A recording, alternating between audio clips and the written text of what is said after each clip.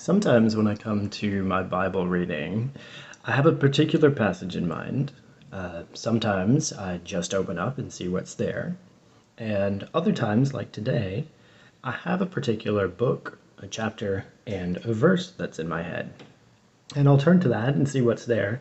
And sometimes, like today, you can see the verse here. The verse was Luke chapter 4, verse 37. It doesn't necessarily make sense right away. And so I'll start looking at the surrounding context. I'll take a look at the passages before and after and dive in a little bit into the chapter and the section and see what's there.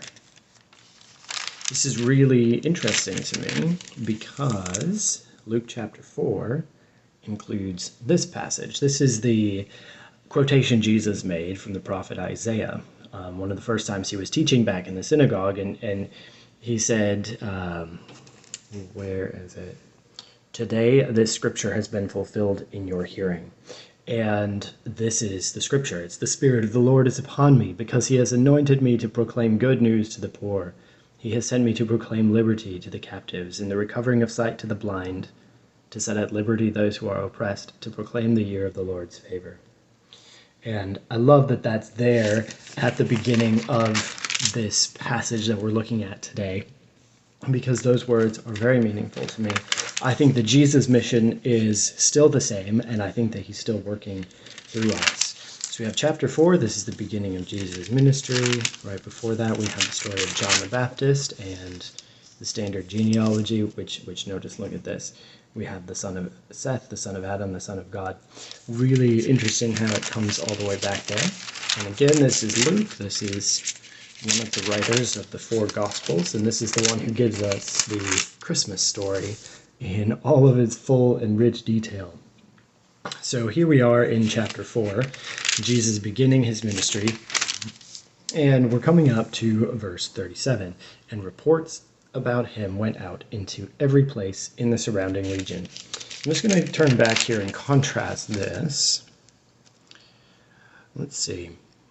Today the scripture, and all spoke well of him, and marveled at the gracious words that were coming from his mouth. Isn't this an incredible example?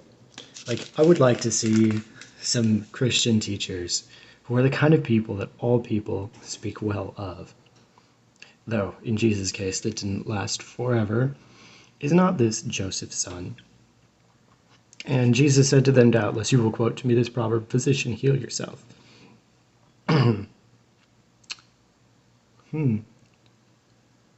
What we have heard you did at Capernaum, do you here in your hometown as well? This is fascinating. Okay, so context of this now.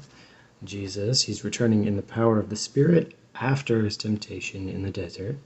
Comes to Nazareth, the place he was brought up. Went to the synagogue and stood up. So he was going to teach in the synagogue. This is what the teachers did, and this is why he was called a rabbi. But he was teaching, and he was not doing the same works here that he did there, and explaining to the people why. So he's talking about Elijah. Elijah was sent to none of them, but only to Zarephath in the land of Sidon, to the woman who was a widow. Wow. There were many lepers in Israel at the time of the prophet Elisha, and none of them was cleansed, but only Naaman the Syrian. When they heard these things, all in the synagogue were filled with wrath. I see Jesus' good reputation there didn't last very long. So they wanted him to be something. They wanted him to do something. He didn't meet their expectations. And furthermore, when he's talking in his response to them, when they said, oh, well, Jesus, come on, you're here in your hometown. We need you to show off, do the same things you did at Capernaum. Looks like, and I don't actually know if this passage tells us what he did. It just hasn't coming to Nazareth. So we'd have to look at one of the other Gospels to find out what he did in Capernaum. But here he has his conversation is about Elijah, who's a great Israelite prophet. And he's attempting to explain why he's not doing the same thing there. And his reason he's giving is incredibly offensive, because Elijah is going to a woman in the land of Sidon. And Naaman, who is the captain of the enemy of Israel, these are the only two who received this. And, perhaps it's not the only two, but these are the ones that are recorded that people know about. So they drove him out of the town and brought him to the brow of the hill on which their town was built so they could throw him down off the cliff. I feel like this is a sudden reversal of all the excitement. Jesus saying, I'm here to set the captives free, to declare sight to the blind, liberty to the oppressed. And here you have these people who must have felt somewhat oppressed because they're asking Jesus to heal them or cast out a devil because this is what he's doing. And I almost wonder if these records are out of order because here you have Jesus going down to Capernaum. Wow. And so the very one who came with the promise of rescue, they were going to push him off a hill. This is terrible. All right. So Jesus goes to Capernaum, a city of Galilee, and he was teaching them on the Sabbath. And they were astonished at his teaching. Why? For his word possessed authority. I've heard a lot of teaching about the difference between the teachings of the scribes who the Jewish tradition in teaching was to say, well, this great rabbi has said this, and this other great rabbi has said that. And none of them really would claim to know what they were talking about. But interesting enough, this isn't just his teaching approach. It says his word possessed authority. And that is fascinating when we consider that John identifies Jesus as the Word, and that the Word is a revelation of something that's invisible. So you have Jesus with a word that's possessing authority. He's going to put this to work. In the synagogue, there was a man who had the spirit of an unclean demon, and he cried out with a loud voice. Let's look at the description now. We have an unclean demon, which implies that there's such a thing as a clean demon. I think I'm not incredibly familiar with the field that is called demonology, or the study of these spirits, but you have someone who had that spirit. So there's a man who had the spirit of a demon. So there is some other kind of spirit that is with this man. The person that you see may not always be the being that you're interacting with. Ha! This one says, "What have you to do with us, Jesus of Nazareth? Have you come to destroy us?"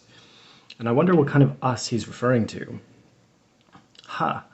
I know who you are, the Holy One of God. Really interesting. So in the other place, Jesus declared who he was, and people tried to push him off a hill. Here, you have this demon declaring who he is, and it's an unclean one as well. But Jesus rebuked him, saying, "Be silent and come out of him." And when the demon had thrown him down in their midst, he came out of him, having done him no harm.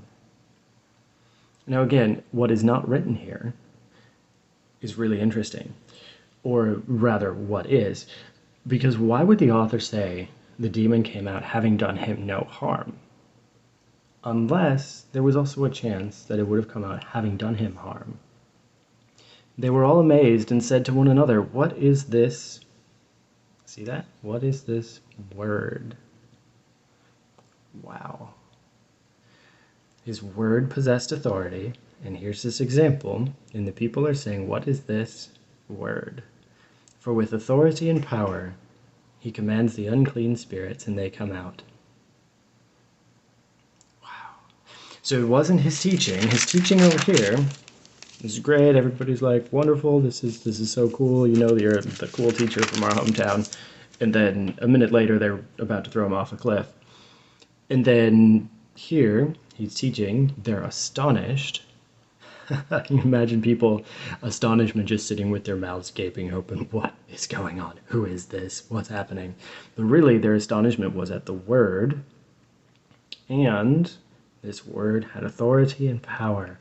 Not just intellectual authority and power. This is really interesting.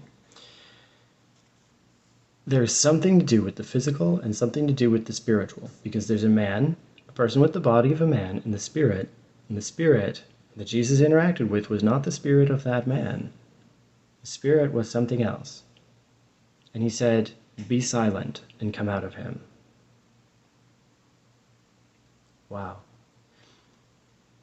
This is what people were wondering at. This is what the power of the Word was. The power of the Word was something to shape the world. It wasn't something to explain. It wasn't something like some incredible teaching. The power of the Word was in action. It was in interacting with the world, interacting not just with the physical world, but with the spiritual world. Not just with the spiritual world, but how it related to the physical world. Because the demon came out, having done him no harm. And reports of him went about into every place in the surrounding region. I wonder what would happen if something like that took place today. I've just been recently getting more into social media communication because this is how reports about things go about into every place in our day. I wonder what would happen if you had one person whose word had authority. What would happen? Here's another example, I suppose. He rose and left the synagogue and entered Simon's house. Now Simon's mother-in-law was ill with a high fever, and they appealed to him on her behalf. And he stood over her, and what did he do? Rebuked the fever. Kind of curious what this word means. Here, the rebuke was words saying, "Be silent and come out." I wonder what he said to the fever. He stood over her, rebuked the fever, and it left. A fever. Now, one thing to recognize is that the way people interacted with both demons and diseases was to treat both of these things as though they were unclean spirits. So there was a spiritual significance to the disease, and there was a physical presence of the spirit. They didn't live in a divided world like the one we live in today, and that's really where a lot of my work happens, is on seeking to understand the world as an integrated whole, instead of through the separation that Western philosophy has given us. Jesus stood over her, rebuked the fever, it left. She rose and began to serve them. Because he did this, when the sun was setting, so in the evening, people had heard about this all day. All those who were sick with various diseases brought them to him, and he laid his hands on every one of them and healed them. And demons also came out of many, crying, "You are the Son of God." But he rebuked them and would not allow them to speak, because they knew he was the Christ. Wow. What a fascinating passage. I think I'm going to have to come back and sit with this a little bit more. I love this book. But I just want to observe this contrast. Laid his hands on every one of them and healed him. There's no discussion of hands here. Here, the significance is the word. Here, we have something to do with hands, and that contrast is something I think I'm going to sit with. So watch for maybe a short follow-up coming up.